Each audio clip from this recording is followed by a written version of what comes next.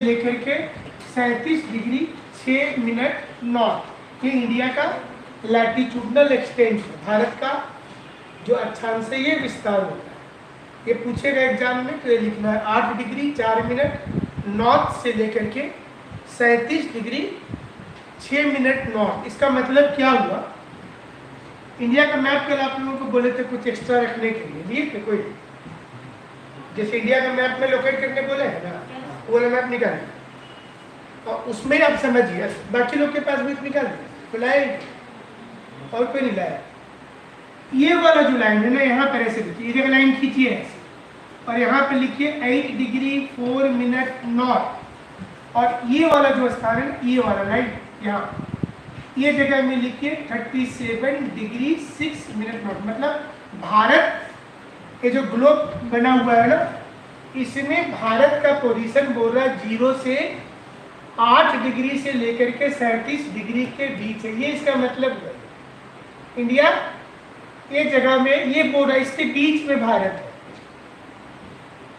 8 degree से 37 degree के बीच में है भारत। ठीक है, तो अब आप देखिए कि इस जगह यहाँ पर जो लिखे है ना, यहाँ पर लिखिए पॉइंट बना करके लिखिए, मैप में ही करिएगा तो आपको ज़्यादा याद रहेगा। यहाँ पे लिखिए केप कैमोरीन, कैप कैमोरीन।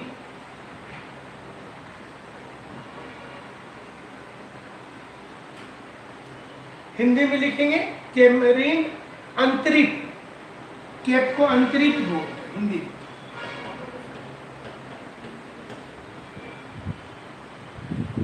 कैप कैमोरीन लिखिए भारतीय मुख्य भूमि का सबसे दक्षिणी बिंदु है। It is the southern most point of Indian mainland. भारतीय मुख्य भूमि का सबसे दक्षिणी बिंदु है। Southern most point of Indian mainland, Bharat के मुख्य भूमि का सबसे ये दक्षिणी बिंदु है। और ये जो यहाँ दिख रहा है ना मैप जो आपने खोला है, देखिए ये जगह ये अंडमान निकोबार में या नीचे ये जगह, ये वाला का पोजीशन लिखिए 6 degree 39 minute north, 6 degree 39 minute north.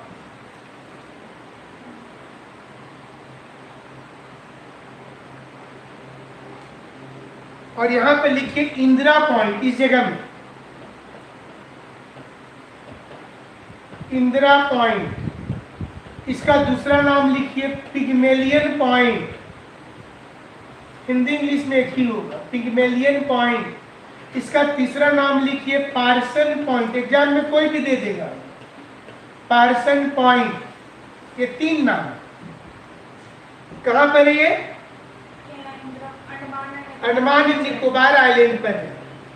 तो अगर अब क्वेश्चन पूछा जाता है उसमें लिखिए कि भारत का सबसे दक्षिणी बिंदु, बगल में लिखिए southern most point of India, Bharat का सबसे दक्षिणी बिंदु। हाँ मेनलैंड, जिसे 2 क्वेश्चन यहाँ पर बनता है। अगर ये पूछा जाता है कि भारत की सबसे दक्षिणी बिंदु क्या है, तब क्या लिखना है?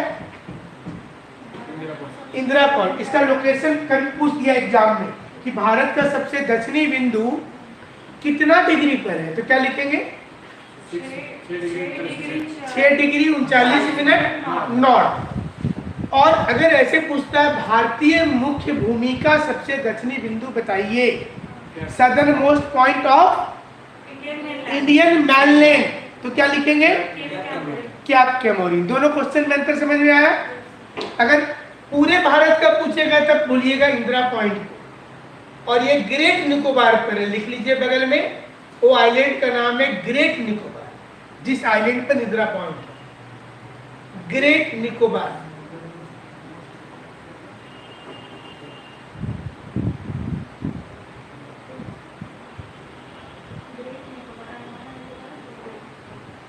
ठीक है ना?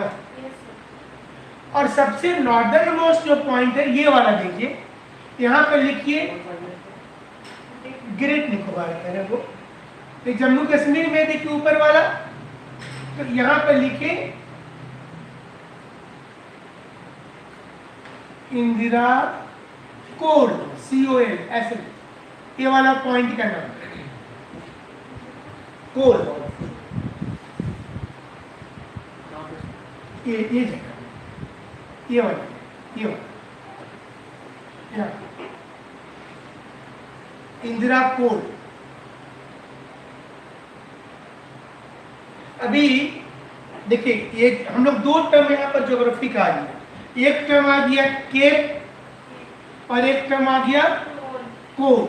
आप कहीं साइड में लिख लीजिए केप के बारे में, तो आपको हमेशा के लिए याद रहे।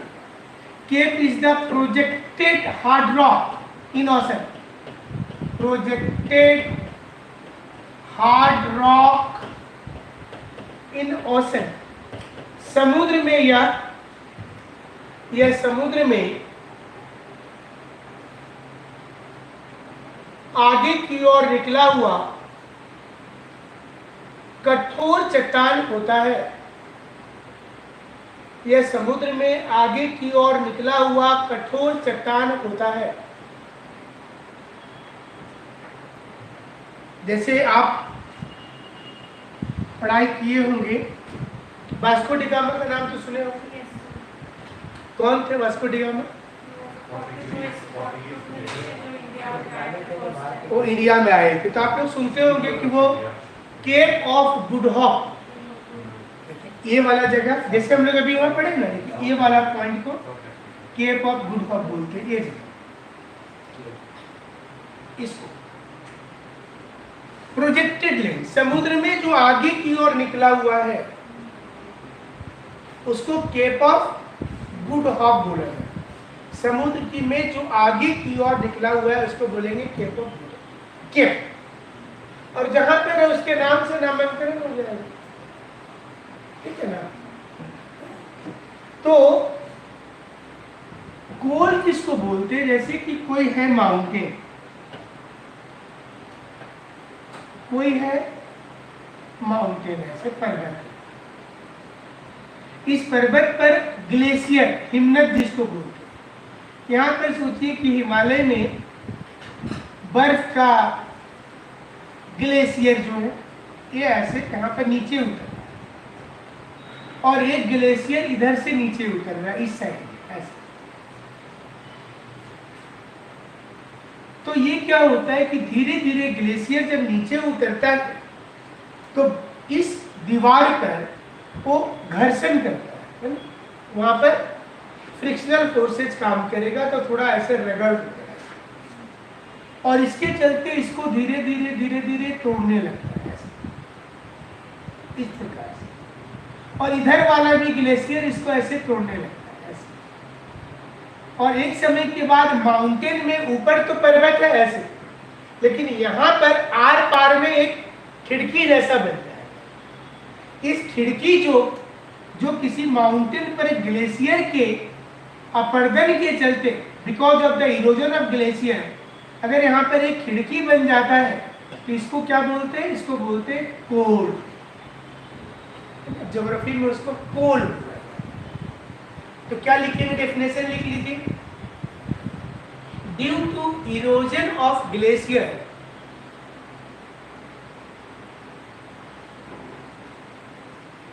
if there is a window in between two mountains in opposite side, then it is known as coal.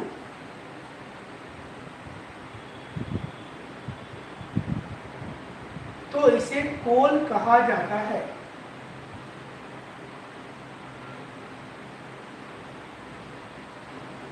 ठीक है।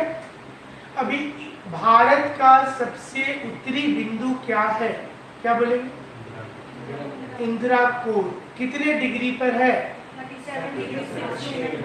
ठीक। ये लैटिट्यूड हो गया। जब नॉर्थ बोलेंगे या साउथ बोलेंगे इसका 8 डिग्री नॉर्थ का मतलब क्या हुआ? 0 डिग्री विषुवत रेखा, आप कभी न कभी पढ़ाई किए होंगे।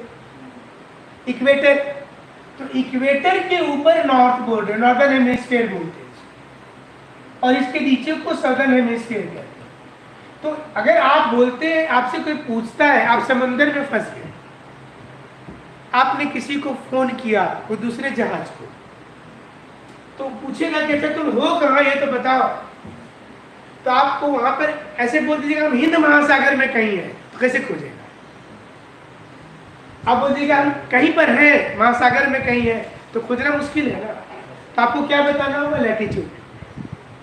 आप बताइएगा वहां कि हम 8 डिग्री में है, चूंकि वो जहाज में लगा हुआ रहता है, आप कितने डिग्री पर है सर, तो आपका लोकेशन समझ पाएगा ना। आप खाली 8 डिग्री बोलिएगा तो 8 डिग्री इधर भी रहेगा और इधर भी रहेगा,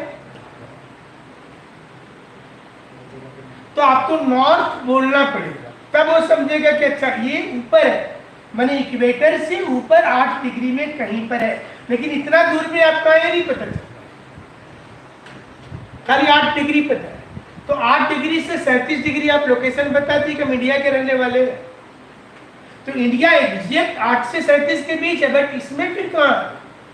तो इसके लिए हम लोगों को जानना होगा लॉन्गिट्यूड, ये वाली जो रेखा होगी इसको लॉन्गिट्यूड बोला, हिंदी में देशांतर रेखा।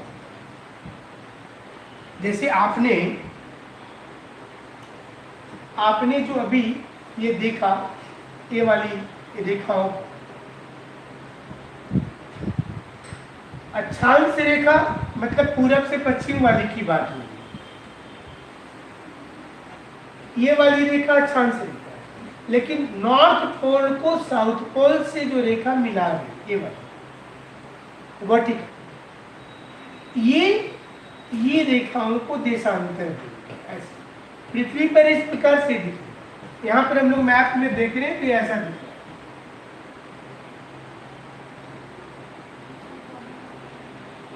तो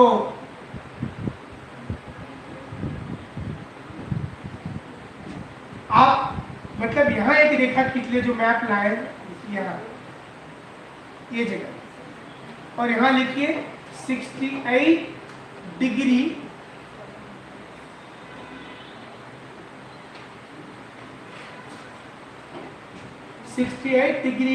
7 मिनट ईस्ट से लेकर यहाँ पर लिखे 97 डिग्री 25 मिनट ईस्ट।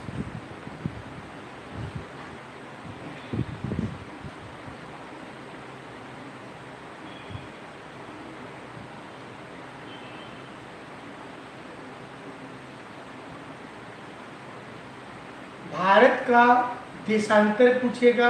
अभी ये जगह में जो पॉइंट है उसका नाम लिखिए सर क्रिक।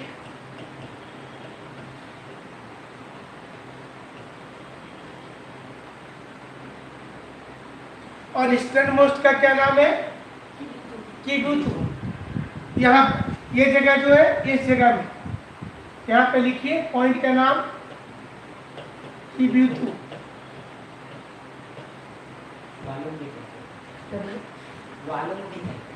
वेलोंग तो सिटी है, उसके पहले है थोड़ा सा। वेलोंग सिटी सबसे इंडिया का ईस्टर्न मोस्ट सिटी है, अरुणाचल प्रदेश, वेलोंग नाम। अब 4 चीज आपको पता चला, भारत का सबसे उत्तरी बिंदु, दक्षिणी बिंदु, पूर्वी बिंदु और पश्चिमी बिंदु। पूर्वी बिंदु कहाँ है? गुजरात में। सॉरी यहाँ है, सूर्य पूरा मतलब राइट साइड, यहाँ अरुणाचल में। पश्चिमी बिंदु गुजरात है। दक्षिणी बिंदु सबसे दक्षिणी तो अंडमान निकोबार में होगा, लेकिन भारतीय भूमि का तमिलनाडु, कैप कैमोरिन तमिलनाडु में। नीचे वाला थोड़ा सा क्वेश्चन तमिलनाडु। और इसका ऊपर वाला जो पॉइंट है वो कहाँ पर आएगा? जम्मू, लद्दाख ऊपर। तो अब आप देखिए कि अगर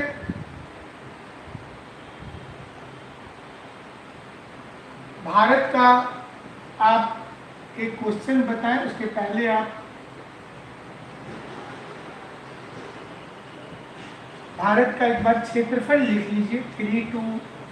87,263 स्क्वायर किलोमीटर भारत का टोटल जो एरिया है ये कितना है? 32,87,263 स्क्वायर किलोमीटर। और ये वाला डिस्टेंस है इंडिया का, लिखिए 3214 किलोमीटर। और ये वाला डिस्टेंस है इंडिया का 2933 किलोमीटर।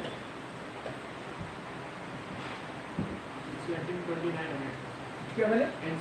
लेकिन उसमें लगभग लिख दिया होगा है ना, तो अप्रोक्स तो लिख दिया ना, एग्जैक्ट ये है, ठीक है, लिख लीजिए इसको। नॉर्थ से साउथ 3214 किलोमीटर और ईस्ट टू वेस्ट 2933 किलोमीटर। अब इसके बाद एक क्वेश्चन लिखिए। क्वेश्चन लिखिए कि भारत का अक्षांशीय और देशांतरीय विस्तार में अंतर लगभग समान है। भारत में अक्षांशीय और देशांतरीय विस्तार का अंतर एकदम समान है।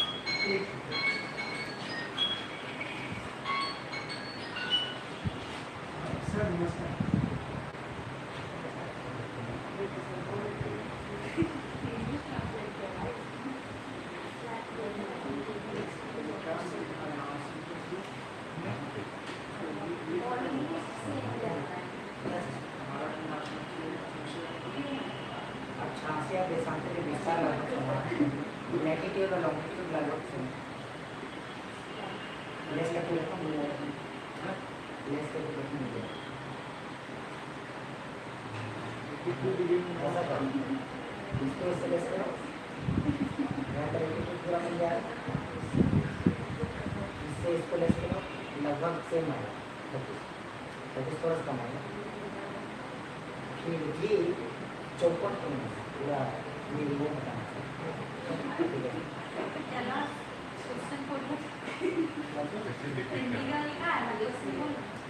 वो बोल रहे हैं भारत में अक्षांशीय देशांतरीय विस्तार।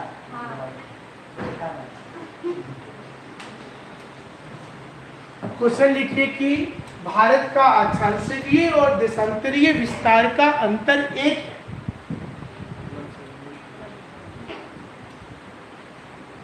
लेकिन किलोमीटर में अंतर क्यों है? हाँ बता, हिंदी वाले लिख लिए आप लोग, सब इंग्लिश लीजिए मैं। अच्छा तो ठीक है, तो इनसे बोल देते हैं। लिखिए कि देयर इज, ये question, there is almost equal difference in between latitudinal and longitudinal extent in India, while there is a difference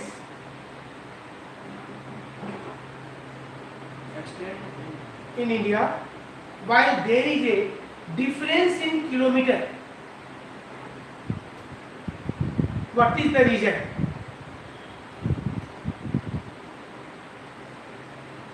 question बोल रहा है कि जैसे अभी आपने लिखा इंडिया का लैटिट्यूड कितना है, 8 डिग्री 4 मिनट से लेकर के 37 डिग्री 6 मिनट नॉर्थ। तो इसको जब आप 37 डिग्री से 8 डिग्री को घटाइए तो ये कितना आ रहा है? 29 कितना? 29 ना, ये आ रहा है 29 डिग्री। 37 से मतलब यहाँ से यहाँ घट के बीच में ये 8 डिग्री है, 37 डिग्री, दोनों के बीच में अंतर कितना है? 29 डिग्री का है। अब यहाँ पे घटाइए, ये वाला था ना 8 से 37 तो ये था, ये वाला देखिए आप 68 से लेकर के 97 डिग्री, तो इसमें देखिए अंतर कितना है?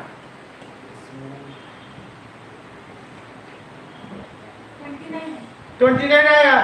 तो क्वेश्चन क्या पूछा है कि जबकि लैटिट्यूड में यहाँ और यहाँ पर इसका एक्सटेंट में अंतर इक्वल है, 29 है, और उसी प्रकार से लॉन्गिट्यूड का भी अंतर इक्वल है। अगर दोनों का अंतर इक्वल है तो बोलता है कि ये किलोमीटर में डिफरेंस क्यों है, ये पूछ रहा है। आंसर लिखिए as we know the length of equator is longest over the earth. जैसा कि हम जानते हैं कि विषुवत रेखा सबसे लंबी रेखा होती है। when one moves from equator to pole, when one moves from equator to pole, the length of the latitude is going to decrease। जैसा कि हम जानते हैं कि विषुवत रेखा सबसे लंबी अक्षांश रेखा है और जैसे जैसे ध्रुवों की ओर जाते हैं तो इसकी लंबाई घटने लगती है। ये लाइन का मतलब ये हुआ कि ये है 0 डिग्री और ये है इक्वेटर। बोलता है कि 0 डिग्री से जब हम उत्तरी गोलार्ध में ध्रुवों की ओर जा रहे हैं, ऐसे जा रहे हैं, तो इस रेखा की लंबाई ऊपर जाते जाते देखिए ये 90 डिग्री सबसे छोटा हो गया, ये बिंदु हो गया। उसी प्रकार से दक्षिणी गोलार्ध में भी ये आ रहे हैं ऐसे,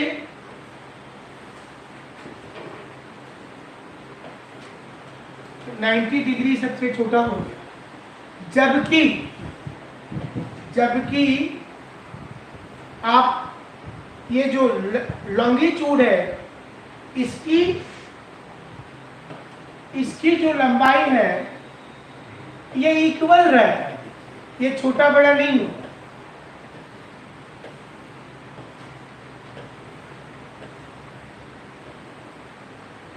तो इक्वेटर में यहां पर इसकी लंबाई जितनी होगी ये यहां जाते जाते 0 हो गया, क्योंकि पृथ्वी का शेप जो है वो ओवल शेप में है ना।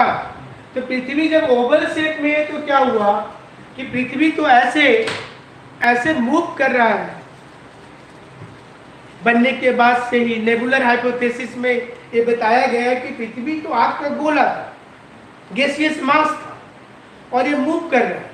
तो जब कोई चीज मूव करता है, कोई भी ऑब्जेक्ट मूव करता है, तो उसके जो लाइटर सब्सटेंस होते हैं आउटवर्ड जाने लगते हैं, जैसे वॉशिंग मशीन काम करता है, या जैसे दूध से मक्खन निकाला जाता है तो दूध को घुमाया जाता है।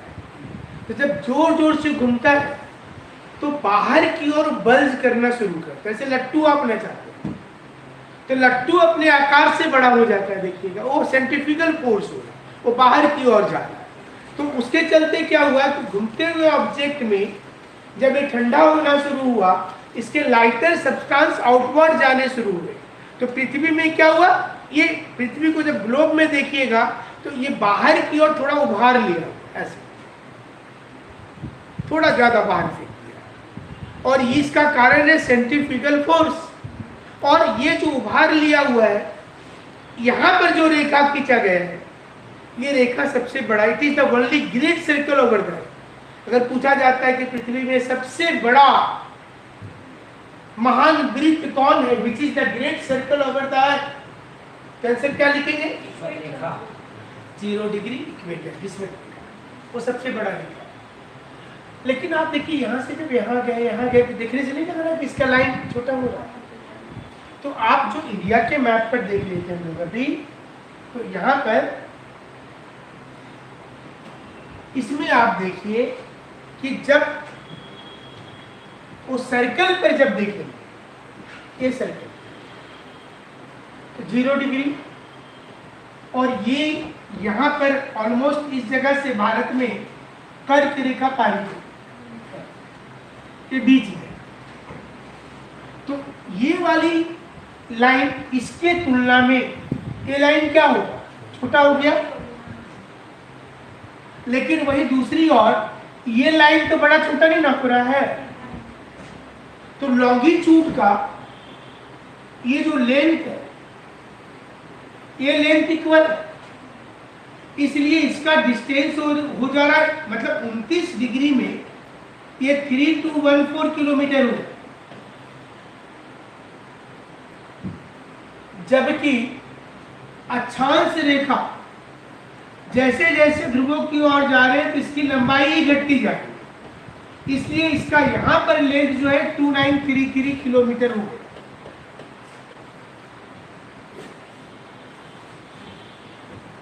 आया समझ में कि अक्षांश रेखाओं की लंबाई घटती जा रही है। अभी यही अक्षांश रेखा दूसरे से और ऊपर में रहेगा तो उसका साइज और छोटा हो जाएगा। ऐसे बगल में कहीं लिख लीजिए 1 डिग्री में एवरेज लिखिए 111 किलोमीटर, कहीं साइड में लिख एवरेज ही निकाल करके बताइए।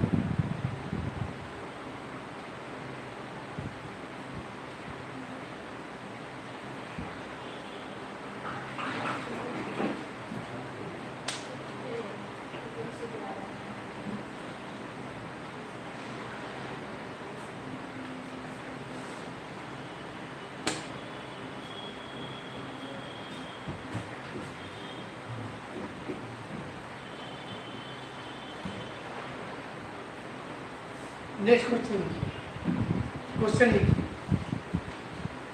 कल आप लोगों को एक क्वेश्चन दिए थे कि भारत में कर्क रेखा किन किन राज्यों से पारित होती है। Topic of cancer passes through, बोलिए क्या क्या लिखे बताइए। मिजोरम, हाँ त्रिपुरा, हाँ वेस्ट बंगाल, गुजरात। कि फिर क्रम नहीं ना हुआ, आप यहाँ के बाद डायरेक्ट चल गए इधर, एक लाइन से बताइएगा ना, यूपीएससी क्वालिफाई करना लाइन में रहना है, गुजरात, आगे पीछे होगा तो गड़बड़ा जाएगा।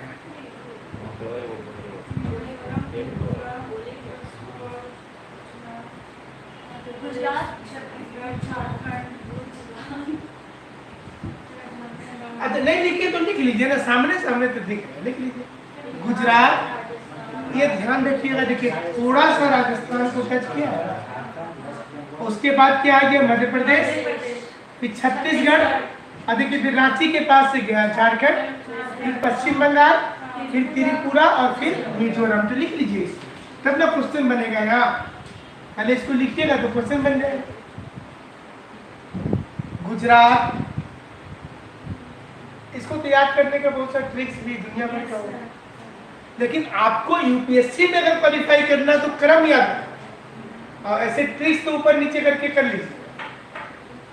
आईएएस में क्वेश्चन कुछ नहीं करता, वो खाली सीक्वेंस बदल देता है बस। जानते कैसे दे देगा क्वेश्चन, 4 राज्य दे देगा, कर्क रेखा इन राज्यों से पारित होती है, इसका पश्चिम से पूरब सही क्रम क्या है। तो आप याद करने के बाद भी फंस गए, कौन पहले छत्तीसगढ़ है कि पहले ये, फंस गए ना। इसलिए जब क्रम में याद रहेगा तो क्वेश्चन इधर से पूछे चाहे उधर से, पूरब से पश्चिम पूछेगा, आप पश्चिम से पूरब भी याद किए, उधर से कर लेना, कोई एक साइड से याद करना। सबसे पहले गुजरात लिखिए, फिर राजस्थान, फिर इसके बाद छत्तीसगढ़, तब झारखंड, उसके बाद वेस्ट बंगाल, तब त्रिपुरा, तब मिजोरम। अब क्वेश्चन लिखिए कि भारत के मध्य भाग से कर्क रेखा पारित, tropic of cancer passes through the middle part of India. Tropic of Cancer passes through the middle part of India. Then what is the reason that, पहले क्वेश्चन में एक लाइन और जोड़िए, व्हाट इज द रीजन वाला line काट दीजिए, लिखिए so half portion of India comes under tropical region and half portion comes under subtropical region. Half portion in the under tropical. Comes under tropical region and half portion comes in subtropical region. Why India is regarded as a tropical country? Why no subtropical country? Why India is regarded as a tropical country? Why not subtropical country? Question क्या बोल रहा है कि भारत का आधा भाग उष्णकटिबंध में है,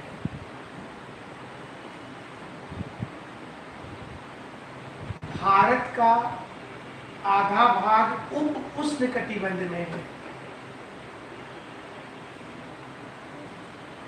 तो फिर भारत को उष्णकटिबंधीय देश क्यों कहें? क्वेश्चन समझ में आया? Yes. बोलिए, शिप्रा बोलिए। क्या क्वेश्चन है क्वेश्चन क्या है? कि इंडिया के बीच से ट्रॉपिक को कैंसिल करती है, तो यहाँ पे हाफ पोर्शन उसका हो गया ट्रॉपिकल और हाफ हो गया सब ट्रॉपिकल, तो हम लोग उसको ट्रॉपिकल ही कंट्री क्यों कहते हैं, सब ट्रॉपिकल क्यों नहीं कहते? ठीक है, आप बताइए पीछे से। दिव्या, क्वेश्चन क्या पूछा है?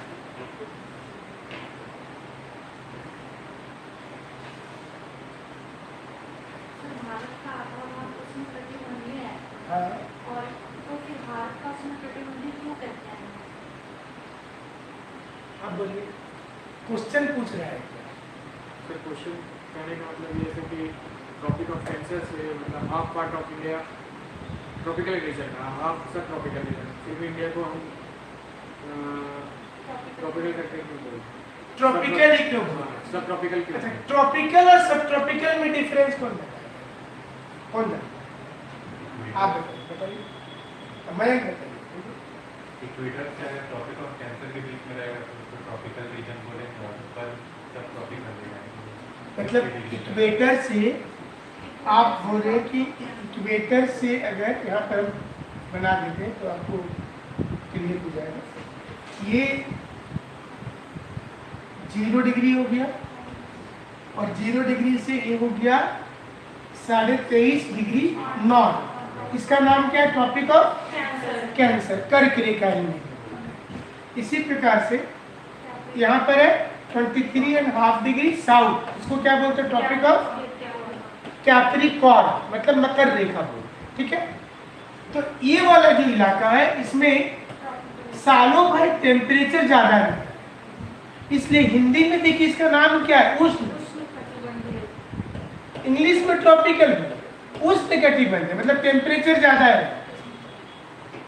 और इसके वहां मतलब 23.5 से लेकर के आप अगर देखें तो 23.5 से 40 डिग्री तक को हम लोग सब ट्रॉपिकल, मतलब यहां से यहां वाला जो रीजन है ये 45 डिग्री के कर देंगे, इसको 2 नाम आ जाता है यहाँ पर। एक तो नाम आ जाएगा समशीतोष्ण टेम्परेट और दूसरा हम लोग बोलते हैं सब ट्रॉपिकल। यहाँ तापमान कम, इसके तुलना में कम। अच्छा, सन जो है ना ये 0 डिग्री पर, आप बताइए 0 डिग्री पर सन कितना तारीख को है?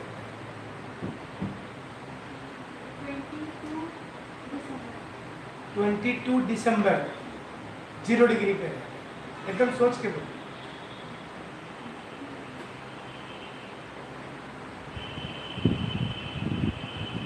आप बोले, नो आइडिया सर। आप बोलिए सिप्रा।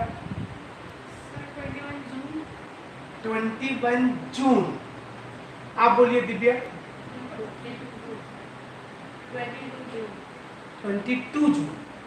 सितंबर में रिया 21 मार्च। तो यहाँ आप लोग लिख भी लीजिए साहब। 2 बार सन जो है 2 बार इक्वेटर पर है। एक तारीख कौन सा है? 21 मार्च। दूसरा तारीख क्या है? 23 सितंबर। ये लिख लीजिए। इसी तारीख को बोलते हैं इक्विनॉक्स। पूरे वर्ल्ड में इसी तारीख को दिन रात बराबर होता है, ये हमेशा याद है। और ये 4 डेट आपको याद रखना है हमेशा की। यहाँ पे लिख लीजिए 21 जून इस जगह में, और यहाँ पे लिख लीजिए 22 दिसंबर। ये 4 पोजीशन है सन का। मैंने सन एक बार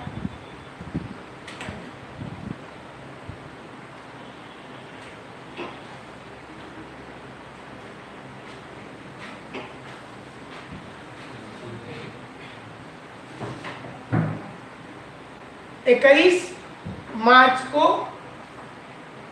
एवं 23 सितंबर को 2 बार सन का पोजीशन कहाँ रहता है? इक्वेटर पर रहता है। तो हमेशा के लिए याद कर लेना। इसको क्या बोलते हैं? इक्विनॉक्स। इसका मतलब क्या होता है? Equal night. इक्वल नाइट हुआ मतलब डे भी इक्वल हो गया। तो आपसे कोई पूछेगा कि दिन और रात कब बराबर होता है? दिन और रात बराबर होता है तो मतलब क्या होता है कि जैसे 0 से 1 डिग्री ऊपर है, 1 डिग्री नीचे है, 2 डिग्री ऊपर, 2 डिग्री नीचे, ऐसे करके वो 90 डिग्री पे जाते हैं। तो यहाँ पर बोल रहा है कि जितना तारीख को सन यहाँ रहेगा ना, उतना तारीख को इस जगह में 0 डिग्री पर 12 घंटा का दिन होगा और एग्जैक्ट 12 घंटा का रात होगा। उसी प्रकार से 1 डिग्री ऊपर और 1 डिग्री नीचे जितना मिनट का अंतर आएगा दोनों में बराबर रहेगा। मान लीजिए 10 डिग्री ऊपर तो जितना डिग्री मिनट का यहाँ पर दिन है उतने मिनट का यहाँ भी दिन। लेकिन जब सन यहाँ रहेगा तो इधर में दिन छोटा हो जाता है, इधर बड़ा होता है। और 21 जून को आज कितना तारीख हो गया? 13 जून। तो और आज से 8 दिन के बाद सन एग्जैक्ट कहाँ आ जाएगा? ट्रॉपिक ऑफ कैंसर पर। इस तारीख को पूरे उत्तरी गोलार्ध में पूरा सबसे बड़ा दिन होगा। इसको लॉन्गेस्ट डे बोले। Northern hemisphere. और इस तारीख को इधर छोटा दिन हो जाए। उसके बाद सन का पोजीशन धीरे धीरे फिर इक्वेटर पर आ रहा है। दुर्गा पूजा के आसपास वो कहाँ आ जाएगा? इक्वेटर पर आ जाएगा। और उसके बाद धीरे धीरे कहाँ चला जाएगा? वो दक्षिणी गोलार्ध में चला जाएगा। और जाते जाते यहाँ ऑस्ट्रेलिया के पास तो कितना तारीख को चला गया? 22 दिसंबर को। तो हम लोग के यहाँ से, हम लोग तो यहाँ हैं, तो हम लोग के यहाँ से बहुत दूर चल गया, इसलिए यहाँ पर दिन बड़ा हो जाएगा, हमारे यहाँ पर रात बड़ा होगा, इसलिए हमारे यहाँ ठंडा आता है। और December is the coldest month in India. और दिसंबर में गया तो आने में भी जो टाइम लगेगा उसको, फिर तो दिसंबर और जनवरी हमारे यहाँ का सबसे ठंडा महीना हो गया। फिर फरवरी में थोड़ा सा इधर आया, मार्च में देखिए फिर यहाँ आ गया। तो फिर आपको सरस्वती पूजा के बाद गर्मी शुरू हो जाती है ना, तो देखिए फिर मार्च में आ गया, फिर अप्रैल मई, अभी जो आप फेस कर रहे हैं। अभी सोचिए मानसून नहीं आता, ये तो मानसून आ गया भारत में तब ना ठंडा थोड़ा सा होगा। सोचिए मानसून नहीं आता तो क्या होगा। तो आपका ये टेम्परेचर 40 डिग्री 42 डिग्री का परमानेंट है। ये मानसून आता है तो पानी बरसा बरसा के इसको ठंडा, सन तो ही पर। तो अप्रैल मई वाला पोजीशन आपको अगस्त तक रहता है। अभी मानसून आ जाएगा, थोड़ा लेट आ रहा है, 5-7 दिन लेट है, बट जैसे ही आएगा तो बारिश होना शुरू होगा। बारिश होना शुरू होगा तो टेम्परेचर डाउन कर देगा। और उसके बाद तब तक सब इधर आएगा, फिर जाने का मौसम। ठीक है, बेसिक चीजें बोलता समझ में आ रहा है ना। ये तो डेट है, याद रखना है। अभी जो क्वेश्चन आपसे पूछा गया है कि भारत का आधा पोर्शन बोल रहा है ट्रॉपिकल, मैं चीज बता रहा हूं। तो ट्रॉपिकल का मतलब है कि यहाँ पर सालों भर टेम्परेचर ज्यादा है, और सब ट्रॉपिकल का मतलब है कि सालों भर टेम्परेचर कम था, मतलब नॉर्मल। तो ये जो क्वेश्चन था इसमें ये बोला जा रहा है, इस मैप पर भी समझे आप, ये वाला लाइन है 0 और ये है भारत, और यहाँ पर ये वाला जो लाइन है ये ट्रॉपिक ऑफ कैंसर।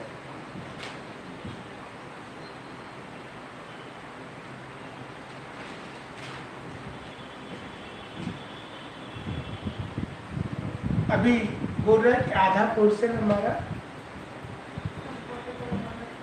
ट्रॉपिकल में और आधा पोर्शन सब ट्रॉपिकल है ना। फिर भी भारत को हम लोग क्या बोल रहे हैं? ट्रॉपिकल बोल रहे हैं। क्यों बोल रहे हैं कुछ?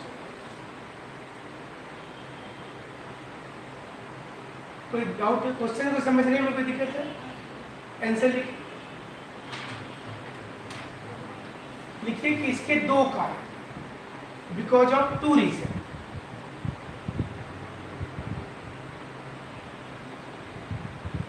पहला लिखिए during winter season when the cold wind of Russia, हम यहाँ नाम लिख दे रहे हैं, बुरान, cold wind of Russia, बुरान, comes towards India, जब रूस की ठंडी हवाएं, जिसे बुरान के नाम से जानते हैं, रूस की ठंडी हवाएं जिसे बुरान के नाम से जानते हैं, वह दिसंबर जनवरी के महीने में भारत तक आना चाहती है, लेकिन हिमालय के चलते अंदर नहीं आ पाती है। But due to presence of Himalaya not be able to penetrate towards India.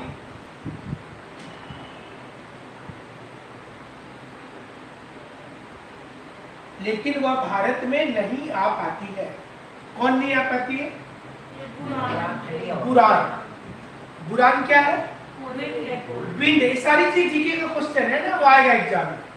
ये कहाँ की ठंडी हवा है? रसिया की है। तो यहाँ से देखिए वो आ रही है हवा, इधर आ रही। इसलिए आ रही कि जब यहाँ ठंडा हवा है तो जाहिर सी चीज है कि यहाँ पर हाई प्रेशर होगा। हमारे उधर तो इसके तुलना में यहाँ पे -50 डिग्री है, तो इंडिया में तो उतना नहीं ना है। यहाँ तो उस समय में भी 15 डिग्री है दिसंबर में, तो उसके तुलना में गर्म ना हो गया। तो ठंडा से गर्म की ओर हवा आएगा, तो वो हवा यहाँ से स्पीड दे रहा है। तो ये बर्फ वाला हवा जहां से जाएगा वहां का माहौल क्या कर देगा? ठंडा। तो ये हवा जब आ रहा है यहाँ पर, देखिए यहाँ पर हिमालय है, इसको हिमालय रोक दिया। तो अब क्या हुआ? अब देखिए यहाँ का जो शहर है हमारा, इस जगह दिल्ली, पंजाब, हरियाणा, इधर का शहर, और इस साइड में जो शहर है चाइना में, ऐसे देखिए दोनों तो बराबर लैटिट्यूड पर है। तो यहाँ का तापमान जो है ये हो जा रहा है -30 डिग्री सेंटीग्रेड, लेकिन जाड़े के मौसम में दिल्ली का टेम्परेचर कितना रहता है? 10 डिग्री रहता है, 15 डिग्री रहता है। तो वहाँ -30 है और यहाँ 15 डिग्री, फिर भी जो टेम्परेचर हमारा है ना। तो लिखिए आगे कि due to the snow wind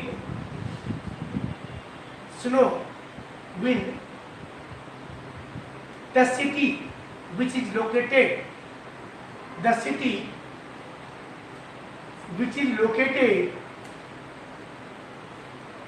in same latitude in China region has got the temperature -30 degree centigrade.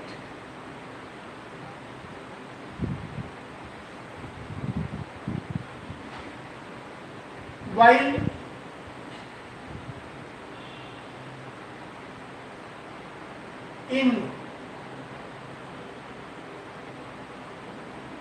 in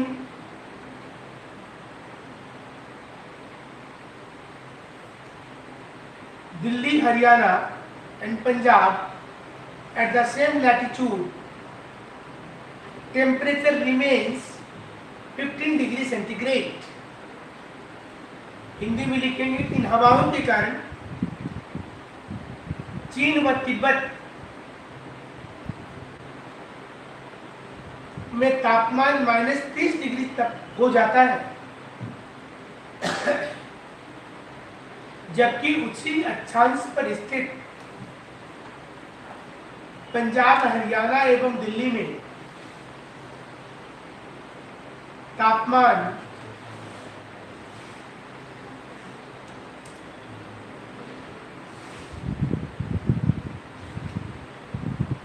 15 degree centigrade है। पहला कारण नहीं हुआ। पहला कारण क्या हुआ, हम लोग इसको ट्रॉपिकल देश क्यों बोल रहे, क्योंकि हमारा उत्तर भारत जो है ये इस रीजन का टेम्परेचर, ये हवा गिरा नहीं करती। दूसरा कारण लिखिए, at the time of monsoon, at the time of monsoon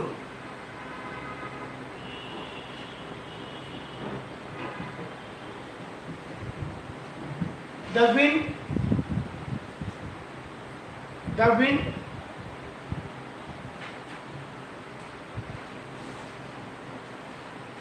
which wants to move towards China, again Himalaya stops the wind and precipitation happens in India. Again Himalaya stop the wind and precipitation happens in India. और लिखेंगे कि monsoon हवाओं को पुनः monsoon हवाओं को हिमालय एक बार रोककर भारत में बारिश करवाता है।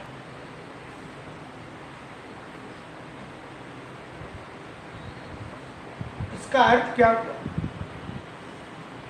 एक क्वेश्चन वहां पे लिखे नीचे में, क्वेश्चन आता है एग्जाम में, अगर हिमालय नहीं होता तो क्या होता? If Himalaya is not there along the border of India, then what will happen? अगर हिमालय नहीं होता तो क्या होगा? देखिए, India will emerge as a cold desert. Bharat में एक शीत मरुस्थल बन जाएगा। इंडिया है emerge as a cold desert.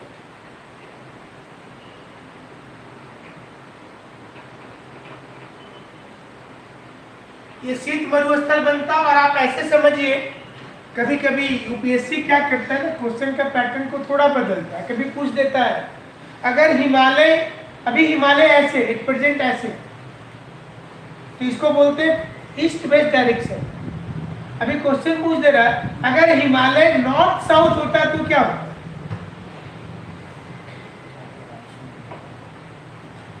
तो अगर नॉर्थ साउथ में हिमालय होता तो अभी मानसून विंड तो ऐसे जा रही है ना, ये इधर लग जाता, भारत में पानी नहीं बरसता और ठंडी हवाएं फिर आ जाती थी, पूरा इलाका फिर क्या बनता? कोल्ड डेजर्ट बनता, और जो पानी वाली बूंद जा रही थी ठंडा होकर के बर्फ बना देती। तो दोनों अवस्था में भारत क्या बन जाता? एक कोल्ड डेजर्ट बन जाता,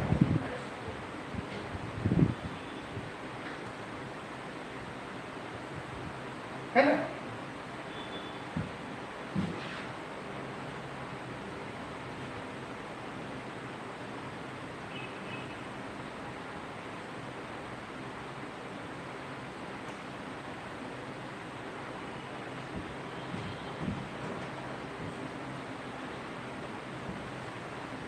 तो अब आगे लिखिए, जो कल हम लोग पढ़ रहे थे ना, कल जो हम लोग पढ़ाई किए थे उसमें आपने भारत का कल बताए थे आपको कि सबसे पुराना ब्लॉक जो वो कौन, उसको क्या बोलते हैं? पेनिनसुलर प्लेटो या पेनिनसुलर इंडिया। पेनिनसुला का क्या मतलब होता है? जो तीन साइड से पानी से गिरा। तो ये वाला हम लोगों ने कल पढ़ाई किया था कि ये वाला अरावली माउंटेन है, यहाँ पर विंध्याचल है, उसके नीचे सतपुरा, और ये पश्चिमी घाट यहाँ पर, और ये पूर्वी घाट ऐसे, और ये धीरे धीरे यहाँ से ये ब्लॉक यहाँ तक एक था है ना, ये पेनिनसुला। इसके बाद दूसरे नंबर पर क्या बना? हिमालय। हिमालय बना। फिर बना ये वाला पार्ट भारत। और ये बनने के बाद तीसरे नंबर पर क्या बना? इंडो गैंगेटिक प्लेन, ये वाला बना जो उत्तराखंड, ये उत्तर प्रदेश, बिहार के पास से है। तो ये जो पूरा क्षेत्र है, ये वाला पश्चिमी घाट पर्वत है, तो इसको आज हम लोग कहें। ठीक है, आप जो इंडिया का मैप लाए हैं उसमें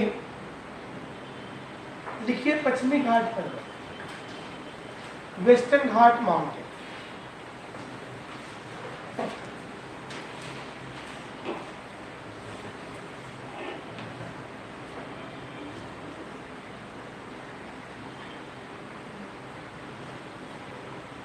और वेस्टर्न घाट माउंटेन में सबसे नीचे वाला कल बताए थे, सबसे नीचे में कौन सा राज्य बताइए? यहाँ सबसे नीचे पॉइंट पर कौन सा राज्य?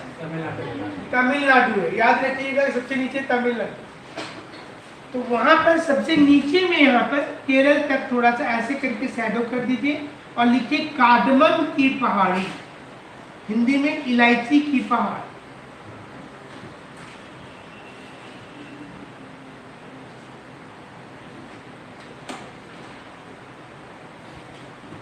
इंडिया में सबसे ज्यादा इलायची की खेती तमिलनाडु में होती है, ऐसे भी याद रखना है। तो यहाँ पहाड़ है cardamom hill.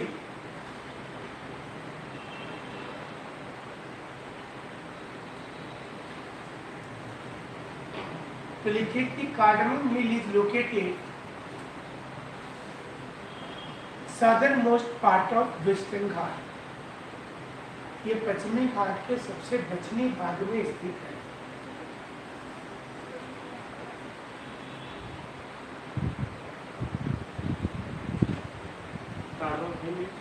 Located in southernmost part of Western Ghat Mountain in Tamil Nadu and in Kerala. Tamil Nadu और Kerala.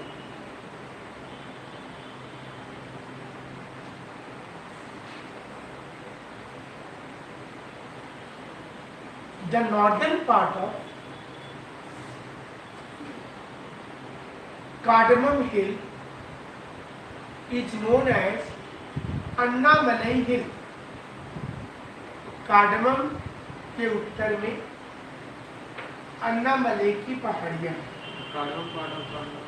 Northern part of cardamom hill is known as Annamalai हिल।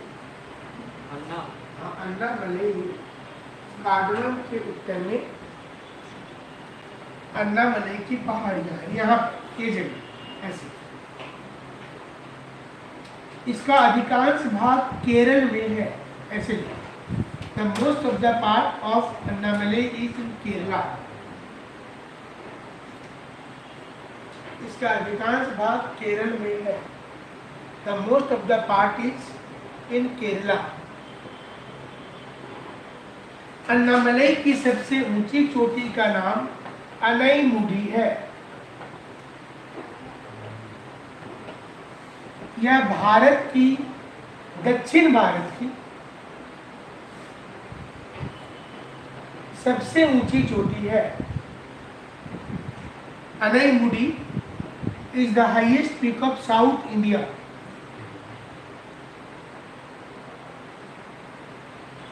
यह दक्षिण भारत की सबसे ऊंची चोटी है। किस पार? अन्नामलई। अन्नामलई 2695। हाँ।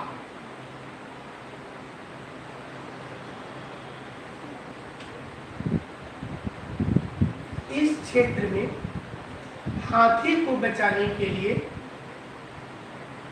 वाइल्ड लाइफ सेंचुरी विकसित किया गया है। In this region to protect elephant, wildlife sanctuary developed.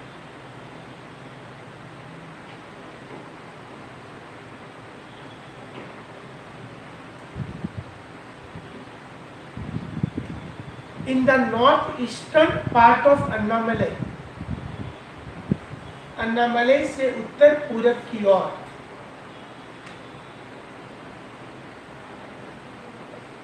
एक पर्वत तमिलनाडु कर्नाटक की ओर चली गई है, इसे नीलगिरी कहते हैं। इन the north eastern part of Annamalai a mountain has gone towards Tamil Nadu and Karnataka.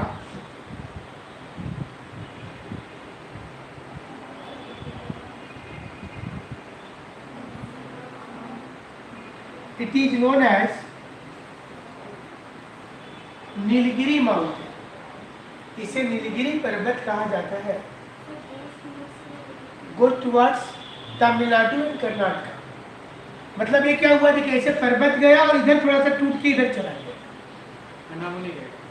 Western Ghat, ये सबको मिला के वेस्टर्न घाट। तो वेस्टर्न घाट का सबसे दक्षिण में हो गया कार्डमम, फिर कार्डमम के ऊपर अन्नामलई, और अन्नामलई का ही जो चैन इधर टूट के गया है, इसको नीलगिरी, इसको नीलगिरी पर्वत कहते हैं।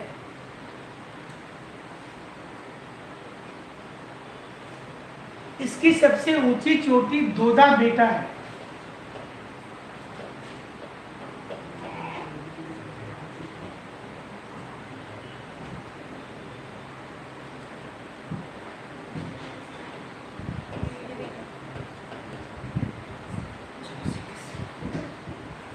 इसकी सबसे ऊंची चोटी दोदा बेटा है। Highest peak of Nilgiri is Doda बेटा।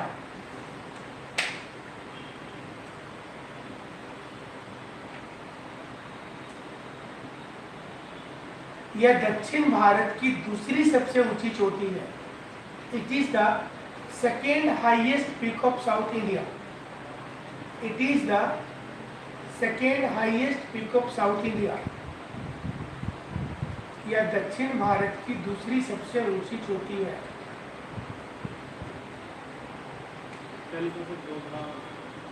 दोदा बेटा,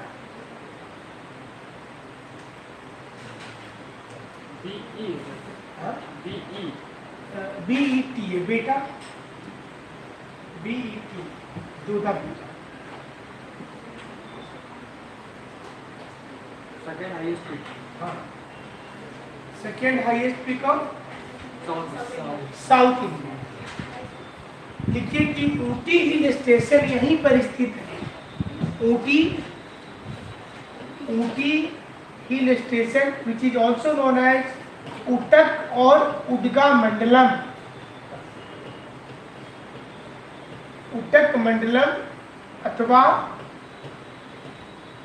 उदगा मंडलम, ये नया नाम है। ऊटी का नया नाम है उदगा मंडलम। तो अभी एटलस में ऊटी नहीं मिलेगा। देखिए तो एटलस लाए तो देखिए,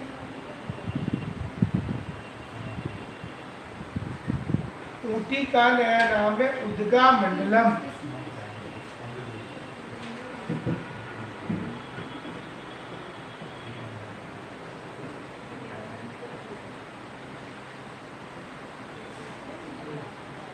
ठीक है, Ooty is located there in Nilgiri.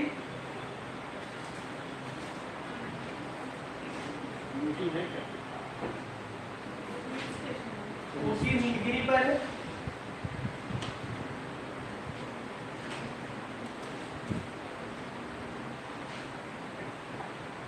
ठीक है, बोलिए ऊटी अभी आपको नहीं मिलेगा। ऊटी का इसका नया नाम क्या आ गया? उटक मंडलम।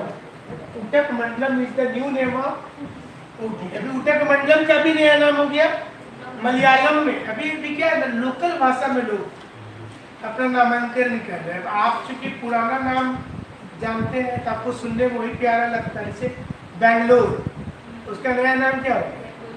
बेंगलुरु। तो आपको लगेगा कैसे घटिया नाम करेगा, लेकिन लोकल है। जैसे मैंगलोर का नया नाम हो गया बेंगलुरु।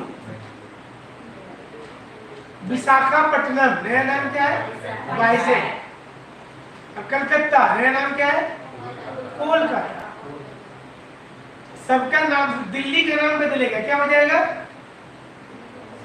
दिल्ली का नया नाम क्या हो रहा है? दिल्ली का जो पुराना नाम है, पुराने नाम। वो पुराना नाम ही, मैंने जब भारत में अलग अलग लोगों का शासन हुआ तो नाम चेंज हुआ, लेकिन फिर से संस्कृति और इसको लेते हुए लोग बोलते हैं कि हम उन लोगों का नाम क्यों याद रखें जिन्होंने भारत पर शासन किया है, तो लोगों को मारा, तो हमको अपना पुराना जो नाम था वही चाहिए। तो उसका मेन यही पर्पस, इसलिए आप देखते होंगे कि नाम बदल रहा है, अधिकांश जगह का जो नाम पहले कुछ और था अभी नाम उसका चेंज हो रहा है। तो आप लोग को जानना है कि कोई जीके में आता है क्या नाम था, क्या बदल गया। कोचिंग पहले तो उसका नया नाम है कोची। इवन की देखिए जो कालीकट, वास्को डिगामा जहाँ आए थे, कालीकट उसका नाम क्या है?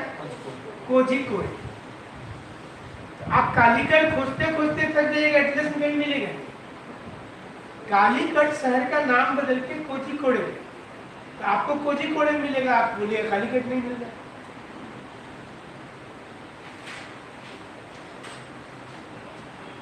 ठीक है, लिखिए कि नीलगिरी पर mountain is famous for coffee cultivation. Bharat में सबसे ज्यादा कॉफी की खेती कर्नाटक में होती है, इसका कारण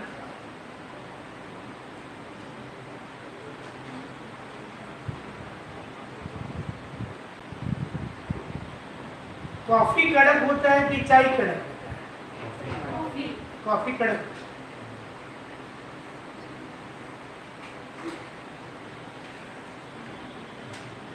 लेकिन कॉफी का जो पत्ता है ना,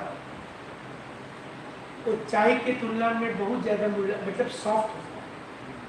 दोनों में बहुत बड़ा डिफरेंस। एक चीज और लिखिए, Nilgiri mountain is the only place where coffee and tea both can be grow. एकमात्र ऐसा स्थान है भारत में जहां पर कॉफी और चाय दोनों की खेती होती है। नीलगिरी। हाँ, नीलगिरी।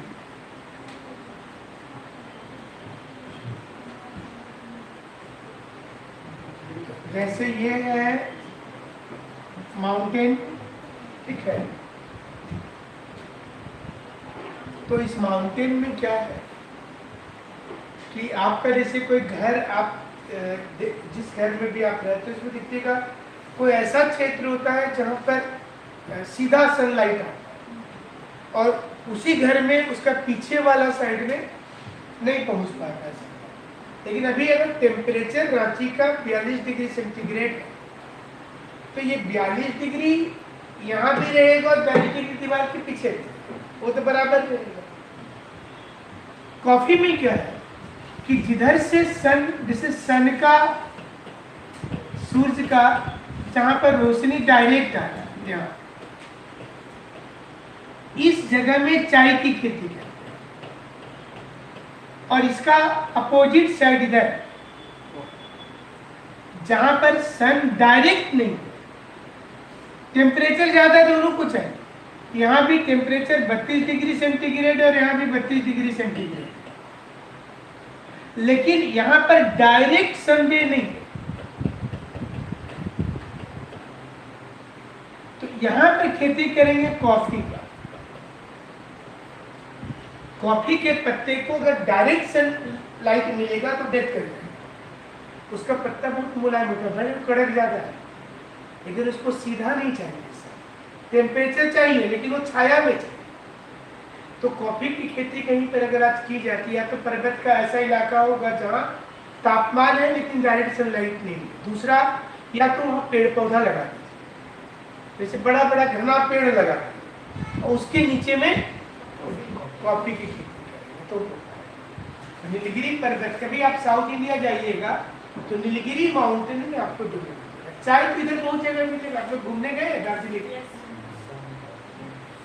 तो वहाँ चाय का बागान, लोग वहाँ जाते हैं तो उनको ऐसा लगता है कि दार्जिलिंग चाय पी रहे, लेकिन यही वाला चाय वो लोग पिलाता है जो आप घर में पीते हैं ना, वही चाय वहाँ पर भी रखा हुआ है टाटा का और इसका तो वहाँ पर देता है थोड़ा सा महंगा, खाली यही अंतर है। पैकेजिंग बहुत अच्छा किया। हाँ, पैकेजिंग अच्छा है तो महंगा लेगा, वही चाय का जो है 10 रुपया में वो सीधा 100 रुपये लेगा, जो कि दार्जिलिंग में पी रहे और बगल में बागान दिख रहा है। तो वो टी गार्डन जो है वो दार्जिलिंग में और असम में भी जाइएगा तो, बंगाल में भी, मतलब कौन सा शहर है जहाँ से दार्जिलिंग चले जाते हो?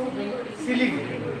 सिलीगुड़ी के ही आगे जाइएगा तो आपको चाय बागान नजर आएगा। तो जो लोग जाते हैं तो वो लोग सिलीगुड़ी में नहीं रुकते हैं, उनको लगता है कि नहीं ये तो ऐसे ही फालतू होगा कहीं और होगा, तो वहाँ जाने से उनको लगता है इससे अच्छा तो सिलीगुड़ी में था, वही चाय का उसका पत्ता ये होता है। नीलगिरी पर्वत पर एक क्वेश्चन और आता है परीक्षा में, वो कौन सी जनजाति है जो चाय और कॉफी दोनों की खेती करती है? उसका नाम है टोडा। वो लिख लीजिए, एग्जाम में आता है। एक ट्राइब का नाम है टोडा, टोडा जी।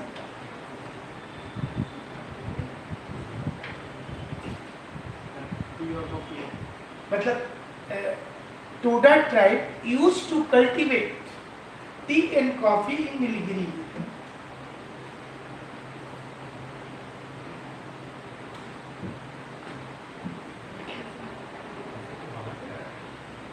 Toda tribe used to cultivate tea or coffee in Nilgiri.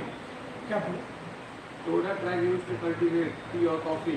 In Nilgiri, Nilgiri mountain में जो चाय कॉफी की खेती है इसको करने वाली जनजाति का नाम है टोडा।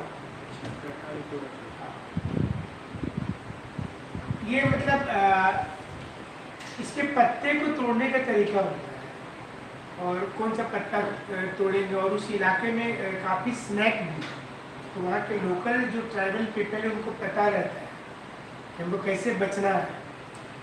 ये तुरंत जैसे वहाँ से तो फिर डॉक्टर के पास जाते जाते बहुत जगह आप देखते होंगे ना, सांप किसी को काट लेता है, तो हमारे झारखंड में भी बहुत इलाके में तो गांव के लोगों को नहीं पता रहता है कौन है, मैंने कैसे आप हॉस्पिटल जाके बोलेंगे सांप काट लिया तो इंजेक्शन कौन सा देगा? तो सांप का ना जो उसका एंटीबायोटिक होता है ना, वो उसी सांप के जहर से बनता है। जिसने आप एक कहावत सुने ना कि सांप के जहर से सांप के जहर को मारा था, लोहा लोहा को काटता है। तो जो सांप किसी को काटा है उसी सांप का जहर से वो ठीक हो। किसी को कोबरा ने डस दिया और आप उसको करें, एक यहाँ पे सांप होता है काला रंग का, अब उसका इंजेक्शन लगाइए वो तो मर जाए। तो बहुत से लोग ग्रामीण क्या करते हैं कि जब सांप कोई काट लेता है तो वो लोग क्या करता है, सांप को पकड़ के चल जाता है, उसको एक हाथ में पकड़ा हुआ है ताकि डॉक्टर देख के समझेगा कि यही सांप है। अच्छा, बहुत न्यूज लोकल अखबार देखिएगा तो वैसा आता है कि सांप को पकड़ के बोरा में भर लिया है। कोई कोई लोग रहता है, वो गांव के लोग एक टोपी हाल में आए थे, को पकड़ के साइकिल में उसको काट लिया, हाथ उसका मुंडी पकड़ा हुआ है सांप को, साइकिल चला के हॉस्पिटल। फिर डॉक्टर देखा कि अच्छा ये वाला सांप है तो इसी का दवाई हम देंगे, तो अभी मर जाएगा ना। तो ग्रामीण एरिया में से बहुत से आजकल वो सांप वाला पौधा भी आता है और छिड़काव से, मैंने जैसे आप सिंपली भी क्रिएशन तेल वगैरह भी तो सब ये एक क्या उसका नाम रहता है, कौन सा एसिड है तो कार्बोलिक एसिड। तो कार्बोलिक एसिड जो होता है ना, वो अगर आप छिड़क देंगे, किसी के भी घर में प्रॉब्लम है तो वो छिड़क देंगे तो उसमें सांप नहीं है, उसके गंध इतना खतरनाक होता है और सांप की बॉडी पे अगर वो लग गया तो सांप का बॉडी फटने लगता है तो वो मर जाएगा।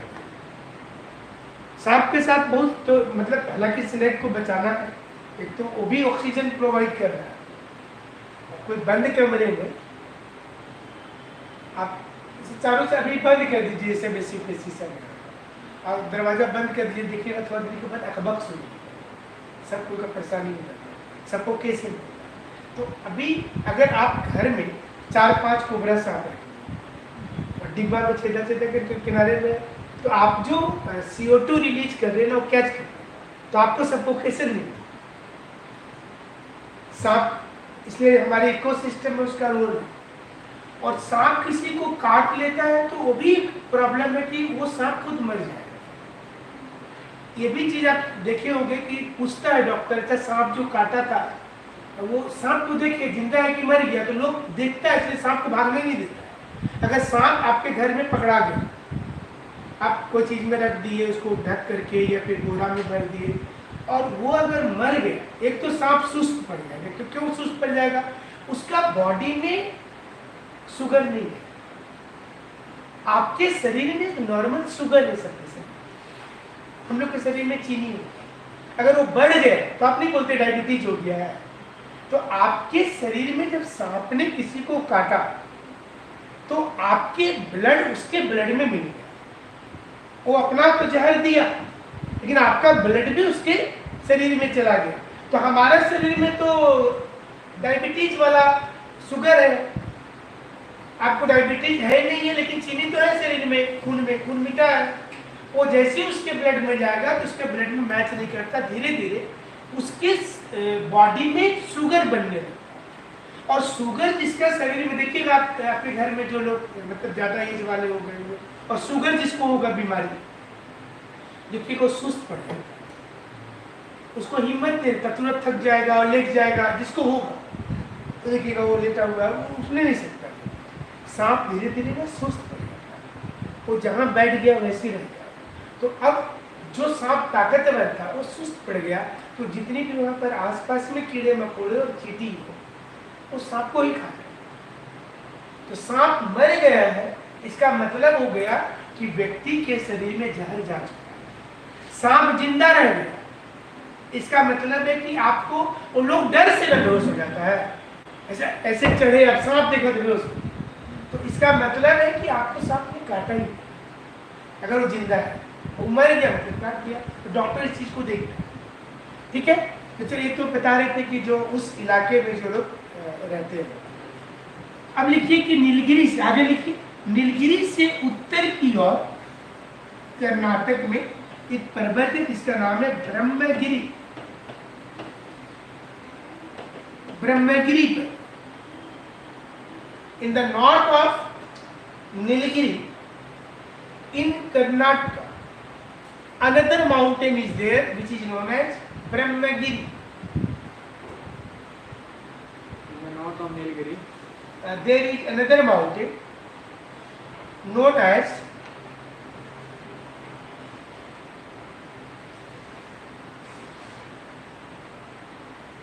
Brahmagiri.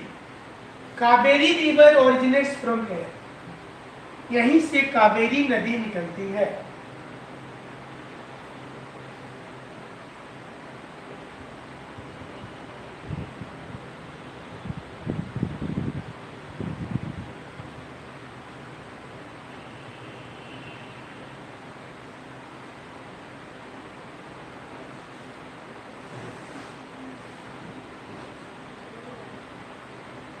यहीं से कावेरी नदी निकलती है। आगे लिखिए, in the north of Brahmagiri another mountain which is known as Harishchandra mountain in Maharashtra. Harishchandra mountain in Maharashtra.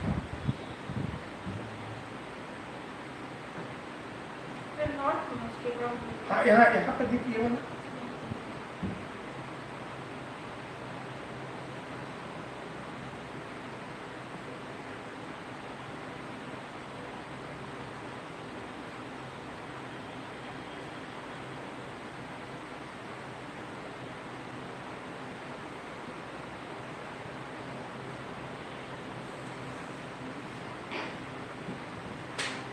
Kalsubai is the highest peak of Harishchandra mountain. Kalsubai, K-L-S-U-B-A-I.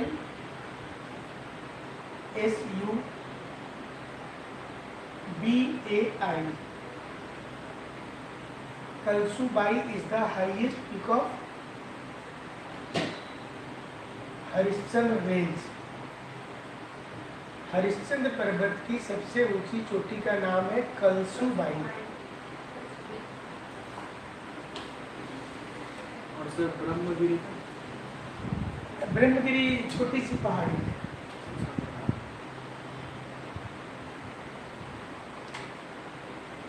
लिखे कि हरिश्चंद्र रेंज पर ही महाबालेश्वर से कृष्णा विषय हाँ, और नासिक से गोदावरी उसी मंडल। कृष्णा लिख लीजिए, कृष्णा ओरिजिनेट्स फ्रॉम महाबालेश्वर, या हरिश्चंद्र पर ही है महाबालेश्वर, एंड गोदावरी फ्रॉम नासिक। गोदावरी निकलती है नासिक से। नासिक भी वही है, महाराष्ट्र में ही है नासिक।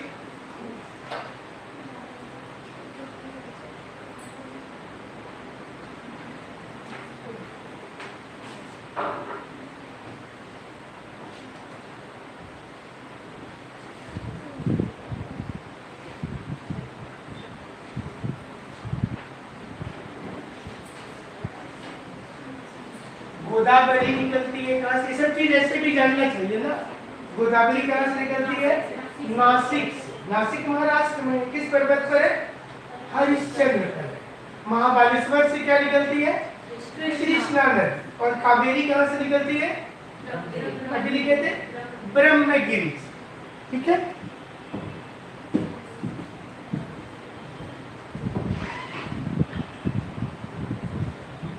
बालेश्वर हाँ महाबालेश्वर। महाबालेश्वर से हरिश्चंद्र। हाँ, हरिश्चंद्र के ऊपर ही वो शहर है महाबालेश्वर का। अच्छा अच्छा।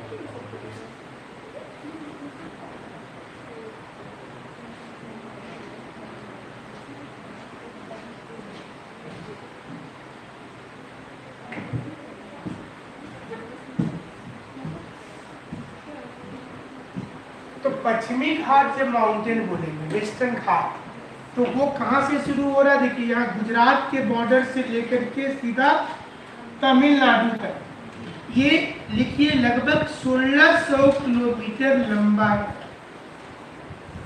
माउंटेन का लेंथ, पूरा पर्वत। पश्चिमी घाट अकेले कोई पर्वत नहीं है, इसमें बहुत सारे पर्वत को मिलाकर के वेस्टर्न घाट बोलते हैं, है ना। इसकी लंबाई लिखिए 1600 kilometre, 1600 kilometre, from Gujarat, Maharashtra, पूरा नाम लिख लीजिए, गुजरात, महाराष्ट्र, गोवा, कर्नाटक, केरल और Tamil Nadu.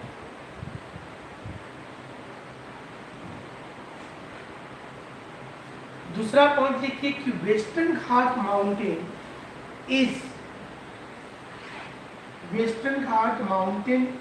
a water divide in India. यह पर्वत एक जल विभाजक है, यह पर्वत एक जल विभाजक, it is water divide in India. देखिए water divide is a geographical feature. Water divide is a geographical feature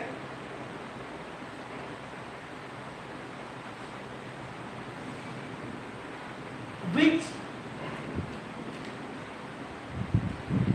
deflect two river system into opposite direction, which deflect two opposite river